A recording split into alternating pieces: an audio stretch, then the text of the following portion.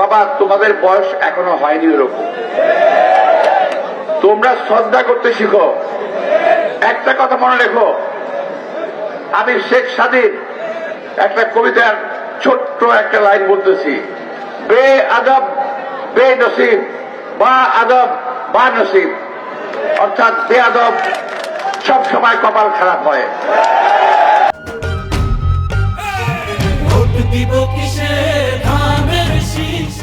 আর যার আদব কায়দা থাকে তার সব সময় কপাল ভালো থাকে।